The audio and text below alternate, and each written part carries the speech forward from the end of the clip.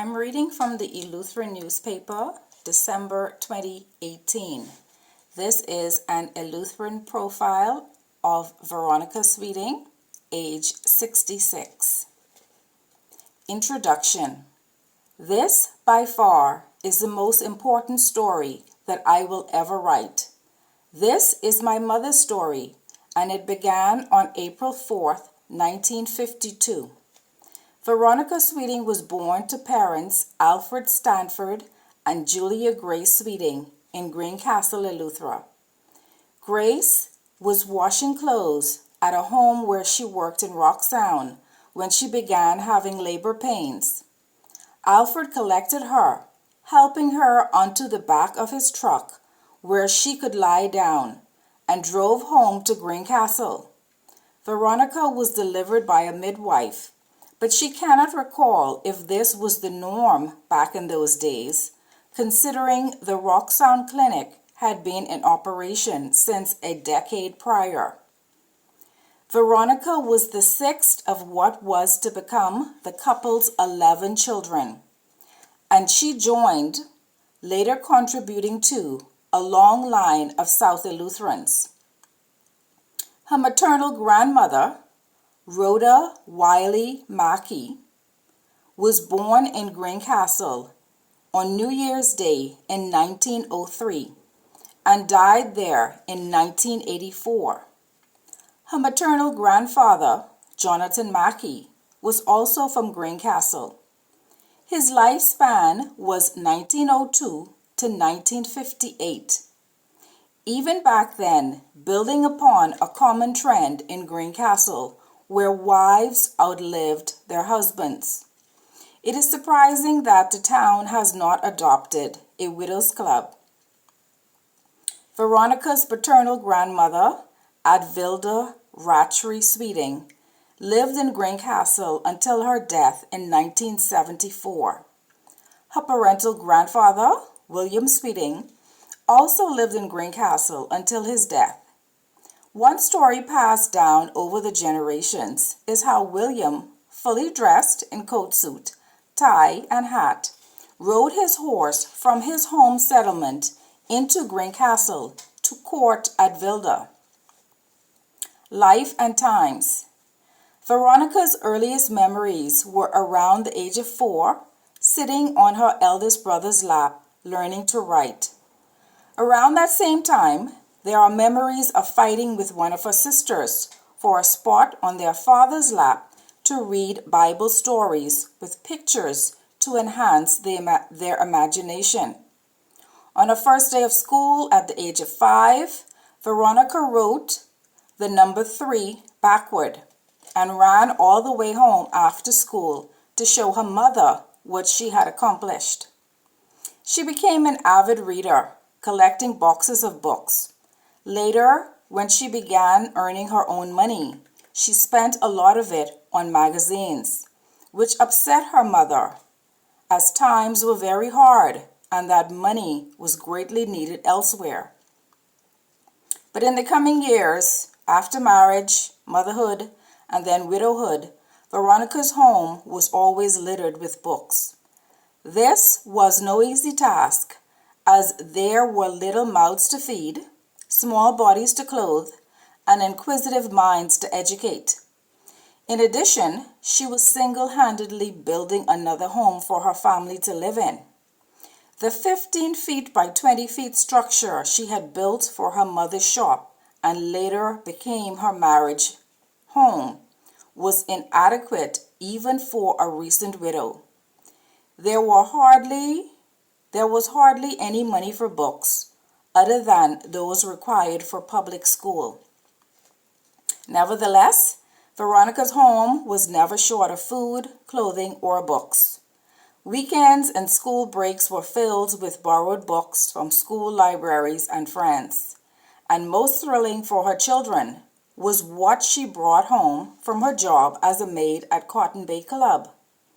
Little brown hands reached out with excitement for the spoils of a checkout, which included sweets, fruits, and thrillingly glossy magazines and enchanting romance paperbacks. Veronica was also a storyteller, passing down Burbuki and Barabi stories as the sun set in the evenings and keeping her little ones entertained when she couldn't afford a television. It's small wonder, with books and stories being such prominent fixtures in the home, that 3 of her 8 children became writers. Alfred Sweeting picked up the travel bug and passed it on to Veronica, and they began traveling to Florida together every year.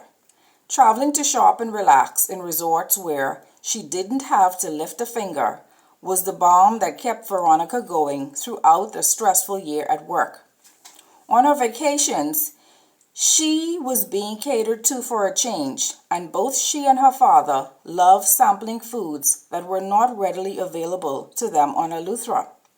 In addition to Florida, Veronica has vacationed in Colorado and took a Caribbean cruise where she enjoyed the ship so much that she never disembarked at any of the stopover ports. Since the age of 14 until retirement at 61, a large portion of Veronica's life was spent cooking and cleaning for others.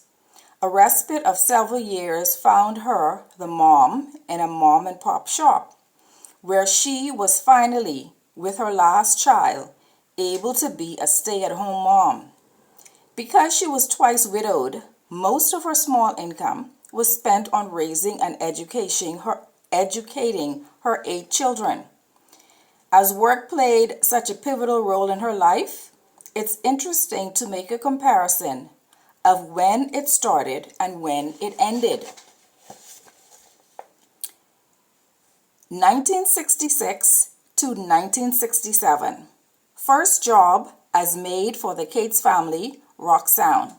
Salary $13.71 a week. Later increased to $15 a week. 1967. Second job as babysitter for a customs agent, Rock Sound. Salary $17 a week. 1967. Third job as busgirl at the Rock Sound Club.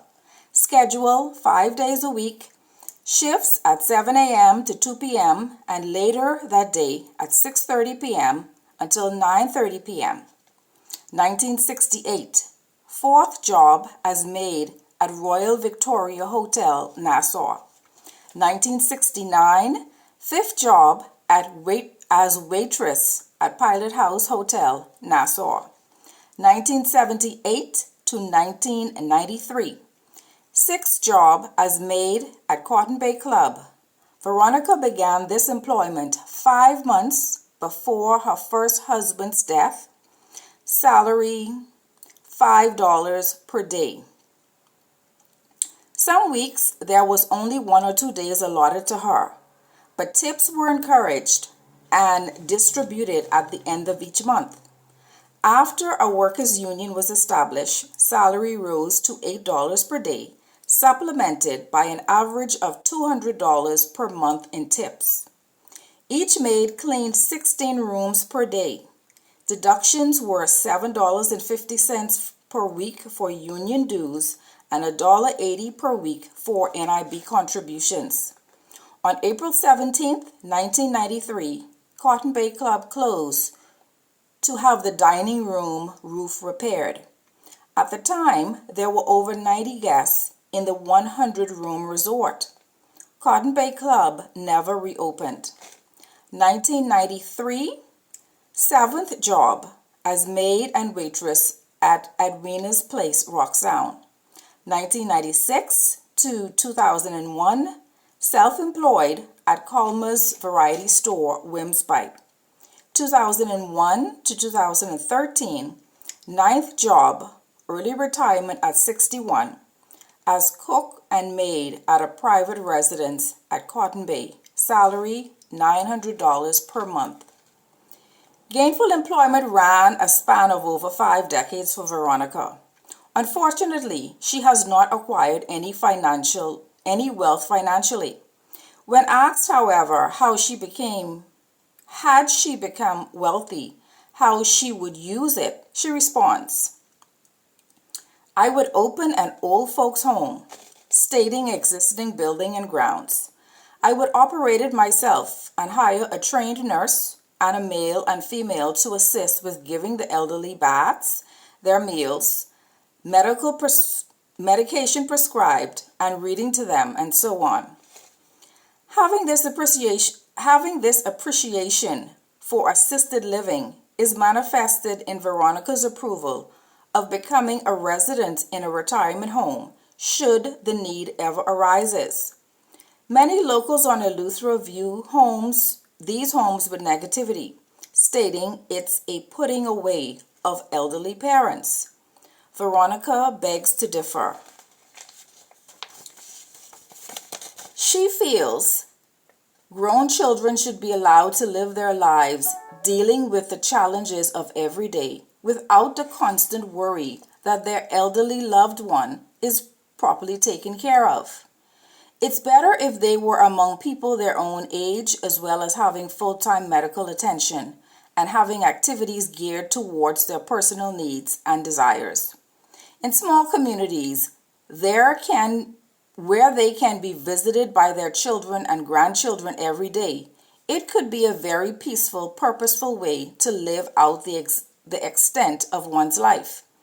Anyone who knows Veronica could understand her wish to operate a retirement home, as she has spent countless hours throughout her adult life caring for the elderly in South Eleuthera. Veronica contends that the time and effort she has spent throughout her life helping out with elderly people is her blessing. She feels God has purposed her for this, despite her lack of financial gain.